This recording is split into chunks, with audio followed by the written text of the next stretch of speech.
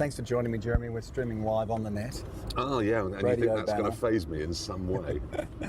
Now, I'm not going to ask your age or mention your age, but I'm assuming you're just old enough to remember let's call them the good old days of motor racing. It depends what you... Was it Niki Lauda's crash was probably the moment when it just went homosexual, probably. You know, in the Nürburgring. Yeah. And he caught fire, lost his ears. And that was after that, Jackie Stewart really got into his stride with the safety thing. And then yeah, you're right, just... So you reckon pre-Lauda's crash, it was a completely different racing world? I can't imagine Gilles Villeneuve existing in the world today. He went out on the lap that killed him without any seatbelts on, so the story goes. Did he really? He was so angry. Who was his teammate at the time? Didier Pironi? Mm-hmm. I think it was Didier Pironi, they had an agreement over how they were going to finish in the previous race. Didier Pironi had broken the agreement, if it was Pironi, I'm sure it was, had broken the agreement and then set the fastest time at the following race in practice. So Villeneuve was so angry, got into his car, never even did his seatbelt up to go and beat him. But can you imagine a racing driver today just saying, I'm in such a rush to get out there and be the fastest that I'm actually not going to put my seatbelts on? Today I despair of it today. It's supposed to be, you know, this glamorous, dangerous sport. It's more dangerous sitting here. But don't you reckon, but each driver would say the same thing? Like if you ask a Nico Rosberg, if you were to sit him next to Sterling Moss and say, this guy raced when it was dangerous, well, Nico could rightly say, yeah, but he didn't have to have the reflexes that I have to have. What? He's got traction control. They just sit. But in terms of the speed at which everything's happening, it is a completely different animal. I would say that Sterling Moss, and this is way before my time, Sterling Moss had it much tougher. And in terms of reflexes, feeling what those are, I've driven some. Have you ever driven those? You know, as it moves, it's no point thinking, well, the traction control will get there. You've got to get it, and you've got to know how much opposite lock to put on. You've got to know how to balance the throttle. You've got to know all of those things. And you've got to remember in those days as well, the difference between when they were going 11 tenths and 9 tenths was immense. You used to be able to go from the back of the field to the front just by being committed. No, I disagree. I think that the reflexes of people like Sterling Moss would have been more impressive than Nico Rosberg's today. Well, who knows? Nico Rosberg could be brilliant. We don't know because the car is masking everything. The electronics are so much quicker than anybody's brain. So how much better do you think the racing would be without, what would you take away? Traction control, traction control, stability, for sure. ABS? I'm not scientifically minded enough to know how to get to mend the aerodynamics, but they have the aerodynamics committee now in Formula One, and they're looking at ways of removing whatever it is that means that the car behind can't follow closely. I agree, by the way. I mean, I think olden days and events like Targa Florio, Mille Miglia was really where it was at for drivers. Would you agree? Without a question of doubt. I mean, without the cars were. It's muddling up grip and handling is another big issue. You know, Formula One car has immense grip, but from what I can tell, lousy handling. You know, there's that sudden twitching. It's all so quick, whereas in the olden days it was much less about grip and much more about handling, which is a driver-led event in a race. Mastering a car that doesn't handle particularly well, or even if it handles very well but has small grip, requires immense skill, particularly when you've got curbs, trees, lampposts, and as often as not spectators here when you're going 150 miles an hour. The Targa Tasmania has elements of that because it is one of the last events, you know, where you get to race on public roads, and yeah, the spectators are supposedly in safe areas and all that sort of stuff, but you know, you make a mistake on a track, run over the curb, maybe hit the kitty litter, maybe bounce off a tyre barrier, but make a mistake on a road course and anything can happen. Look what happened to... So you're going backwards through the pearly gates on fire. Where are the women? It is. Yeah. No, you are. You're dead. You're dead. I mean, there can be no other way. And apart from anything else, you're in road cars at Tasmania, presumably. Yeah, well, yeah, modified road. Yeah, exactly. Modified road cars. Road cars are designed to run into one another at 30 miles an hour in traffic accidents when you're setting your sat-nav. They're not designed to hit lampposts sideways, which modern racing cars are. Or trees. Or trees, yeah. Yeah. For the young person growing up today, I mean, you think of, not just, I'm not talking downtown London, I'm just talking the way that the laws have changed, the ways that, traffic has changed from when you were a kid or even when I was a kid. I'm only in my late 30s, but it's dramatically changed since when I first got my licence. Do you think the days of someone growing up and having a real earthly kind of car connection is dwindling? No, I don't. I think the traffic's bad. We're sitting here right in the middle of London now, and I've been to Sydney often enough and know that the traffic can get pretty bad there too. But the fact of the matter is that, they say, if you lined up every new car sold in Britain today, you could fill the M1, all the 3 lanes. But yeah, you fill the M1, but there's still thousands of miles of road that don't have any cars. I came down to London last night about 10 o'clock. It was just fantastic. You occasionally come along a car, drop it down into 3rd floor, you're braking into the corners, you're feeling that sensation of the whole car moving around underneath you. This is, the busiest time, a green monster breathing down our necks. No, absolutely not. The passion is still there. Even when I got into London last night, there's an area just to the west of London, very popular with people who like to put big bass speakers in their cars, and huge wheels and what have you. So you come through this area, and there they all were last night. But it's a different thing they're looking for from the car. But nevertheless, it's still a car-based culture. So whatever it is you're into, whether it's racing through Tasmania, or belting through the English countryside, or sitting in South Los Angeles with your car going up and down pointlessly like that, it doesn't matter. The car is still the basis for the fulfillment of a billion kids' dreams. What do you look for? Do you have a list of things that you look for when you connect with a car, or do you find that indescribable? It is hard. It's hard to say. It's like if you take the new Audi R8 as a classic case in point. There is a car that just, as far as I can see, is faultless. It rides unbelievably well. The handling is extraordinary. For the first time ever, Audi has managed to make four-wheel drive really work. And yet, I couldn't buy one. It just doesn't. There's that final, indefinable strata that's missing somehow from it. Brilliant, brilliant, brilliant car, but it doesn't go. Now the Lamborghini Gallardo, twice as expensive, built by Italians, which means badly, and it's brilliant, and I've got to have it. Are you able then, given that experience, talking about the R8 and stuff, to ignore the numbers? Do you find the numbers, do you think we get numbers obsessed? Well, I do. You ignore them? No, I do. I get numbers obsessed. But the fact of the matter is that while the numbers, like on an R8, all add up, they don't add up to anything. They add up to just something you don't particularly want. They're impressive. Koenigsegg, there's another classic case in point, this Swedish supercar, and numbers are immense. Numbers are sort of thing that God was sitting at when he was building the Earth. Right, what do I need? I need 8 billion trillion tons of hydrogen, and I need this of iron ore. That's what Koenigsegg were using to build that car. Don't want one. The 911, you're a 911 fan, aren't you? I do like 911s, but I do prefer XB GT coupes. But that says it all, you see. The 911, there it is, the driving pinnacle, the point of the Mount Fuji, there it is, the little white bit on the top is the 911. Don't want one. You don't want one? No. You don't get it? No, I don't get it. It's numbers. Numbers help you quantify when you're reviewing a car on television or in the newspapers, but they can't really, they're not the whole story. So given what we were talking about, being able to ignore, on paper what looks a logical thing or a good thing, can you then relate to my love of the XB GT Falcon? Well, completely. I mean, perhaps not the XB GT Falcon. Are you familiar with the XB GT Falcon? I am aware of what it looks like, and what it looks like is a Hillman Avenger. Can I show you a photo? Do show me a photograph, because I mean, in my mind, it's a Hillman Avenger. Hillman. I think they have a lot of them in New Zealand, Hillman Avengers. In fact, I think they call it a modern car over there. First photo I'll show you is how it used to look. Okay.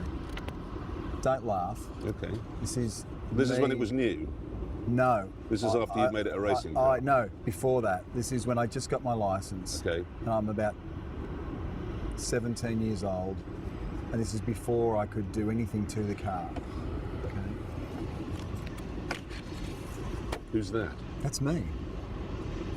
What did you put dye in your hair for? Well, you did that back then, did you not? No. Right, that's not like a Hillman Avenger. That is. Well, that has got big overhangs. It's got leaf springs, big overhangs. Leaf springs, correct. It's got. There's a more modern photo. It's a muscle car, isn't it? It's a muscle car. As you can see by the 911 behind it, these rear guards are what you call a little large. This was the car that rescued Ford, wasn't it, in Australia? In Australia. I wish. So you're one of these people that went to Bathurst and had fights. Yeah. You did do that? Yeah. Something I really want to do that. Go and fight with the GM people. Now, here's a photo of what the car looked like before I decided to fix it up. It was in what you call not great condition. Am I looking there at catastrophic understeer? You can tell by a photograph. Is that catastrophic understeer, or are you just pulling out of a junction? I'm gathering the spectators are giving me an indication that you're actually in some kind of a race here. The helmet's giving me that impression. Yeah. I'm not seeing a lot of blur going on, but I'm seeing quite a lot of lock. A lot of understeer. Funny you should mention that. This is to show you. That's what it was like when you took out the interior trim. Or This is what it was like after having owned it for 25 years. You owned it for 25 years. Mm-hmm. You never got rid of your first car. Do you think that's unusual?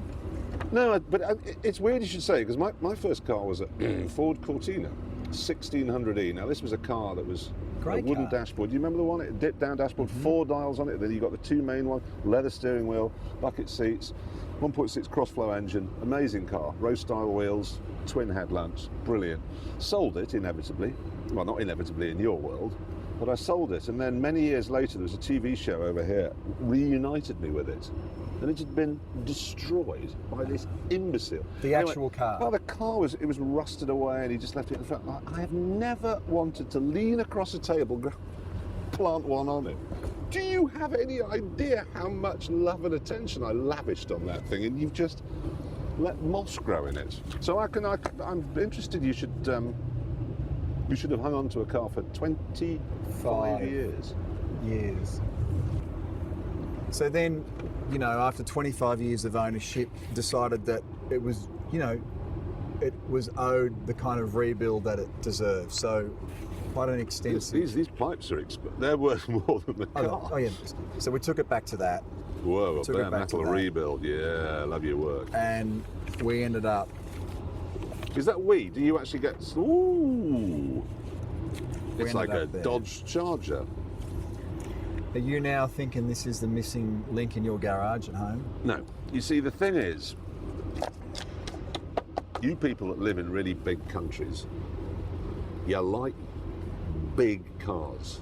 But I have driven a great many muscle cars. Mustang 390 GTs, Hemis, Roadrunners, even big Corvettes, Callaway Corvette, twin turbo. Mm-hmm. They're all crap to drive.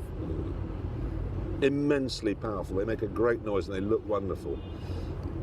And I look at that and go, yeah. And I also love the Pirelli P7 look-alike tyres. And I like your wheels. I like the deep dish wheel. You see, I like that very much. You ready for this one? Look at this. Yeah. I can see the visual. Honestly, I can see exactly. There it is plain. No. I bet when you get home and you get into that, do you keep it at home? Sometimes. Not all the time. Close the door. You feel pretty good and start it. It's a V8, obviously. It's 600 horsepower, 408 Windsor, yeah. 600 horsepower, so broadly the same as you would get in a Ferrari Enzo. Thereabouts. So 600 horsepower and leaf springs. Yeah, well, the category I race in, you have to keep the original suspension, pickup points and geometry. Are you mad? I didn't think I was. But then this happened. Well, now you see, I could have predicted that. No, See, what you did there was you put 600 horsepower in a car with leaf springs, and then you went racing in it. So do you think that part of what occurred there is that I've confused, because what's happened in my life is that I've had this car forever. I've grown up thinking that it was always a great handling car until the day that I actually drove a great handling car. Yeah. And then I realised, no, I just love that car. Yeah, but it's sure. not a great driver's car. And then I thought, well, I'll drag it, kicking and screaming, into a profile of a great handling car. Spent a lot of time, a lot of money, a lot of patience developing the car. This was its maiden outing in its, redesigned format. And Oh, was its maiden outing? it was its maiden outing, and Was this a hill climb type event, or? this was in Targa, Tasmania. Oh, This- it was the Targa Tasmania. The accident happened on a really I've got a simple photo. bend, On a- or even perhaps in a straight line. It's one of those gnarly downhill tightening right hand. Okay, so we're braking downhill, and this weighs, I'm guessing, 7-8 tons.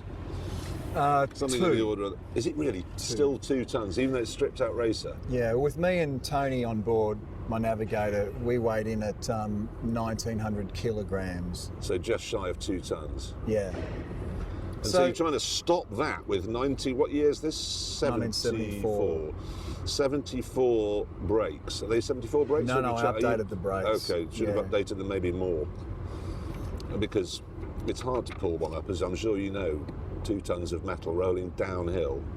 So you went through. Is this you here? yeah, this is. I can show you the actual. So if you did this in the UK now and hit that, you would be arrested for damaging. This now in Britain is punishable by death. That and shooting the Queen, hurting a tree. Can you understand what I've tried to do? Yeah.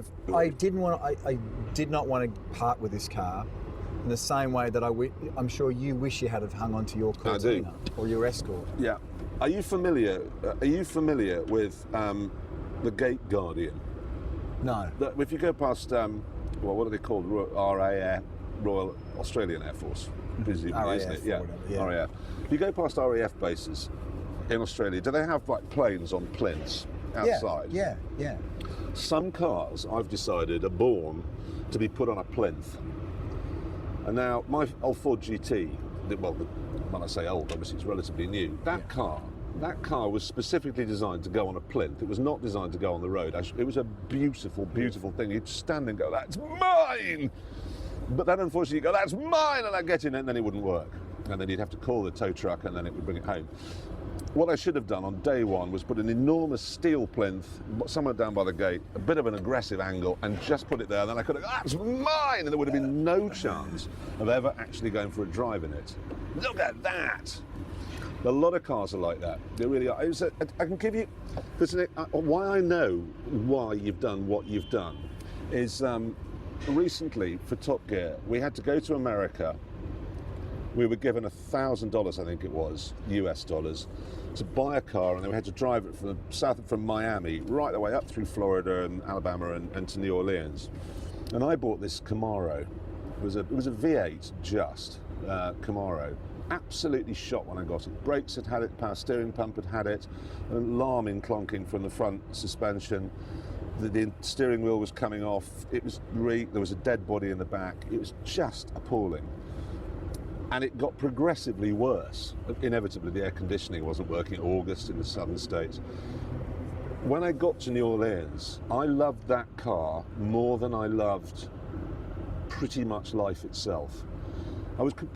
Because I was the only person, anyone else that would have got into it would simply not have been able to make it work. There wasn't enough clutch play, you had to work out how to turn the steering wheel. Everything was, you had to be in tune with it, absolutely. As much as you would know every little detail on that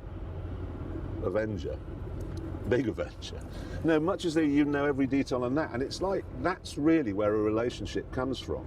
Because there was a guy called Charles Babbage who invented the computer back in the 18th century. He talked about the unerring certainty of machinery. Okay, now the problem you have is that when you have the unerring certainty of machinery, it is a machine. When something has foibles and won't handle properly, that gives it a particularly human quality because it makes mistakes. And that's how you can build a relationship with a car that other people won't get.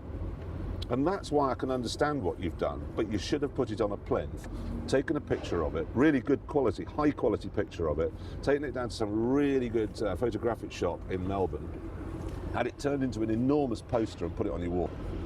25 years of ownership. By the way, the car is practically written off. You're not rebuilding it? It's kind of worse than it looks. It's really sort of had a, well, because it's so the floor like stiff and it's got a full cage and it's done a bit of that. I'm now at this juncture where anything's rebuildable, as we know, anything is repairable. I've got a little bit of middle class guilt about the fact that, well, someone else may not be able to repair that car. Someone fortunate like myself can entertain the option. I've had these like little tiny glimpses where I go, well, maybe after 25 years it's time to go, that life has come to a natural ending, or I really have no choice but to fix it. What would you do? Well, if your wife gets a cold, do you turn around and say, well, you know, we've been married 12 years now, you're not working as well with a runny nose there as you used to. I think, if you don't mind, I'm probably just going to trade you in for something, I don't know, much younger. So see you, goodbye. Would you do that? No. Well, here's my dilemma. That's a tricky one. If I rebuild the car, if you were me, would you race it again? No. When you rebuild it, 4 big bolts on the bottom. That'll be mounted on a plinth. That's my car. I've lived with that car for 25 years. Plinth it. Plinth it. Retire it for real. Like literally rebuild it. Say, I love you. You're done. Could even rebuild it cosmetically. No, you couldn't actually, because it would always know it had a twisted spine. You've got to rebuild it properly. And also the leaf springs are broken, and I feel like in terms of automotive history, I need to at least repair that so as to immortalise. Leaf springs. When will people realise they're okay on prams? They really don't work on cars. Bless. I've left wiser. Well, I don't think you have. Hopefully you've left emboldened. You're going to get on the plane now emboldened with a desire to get back home. Plinth the car. Plinth the car. Plinth my ride.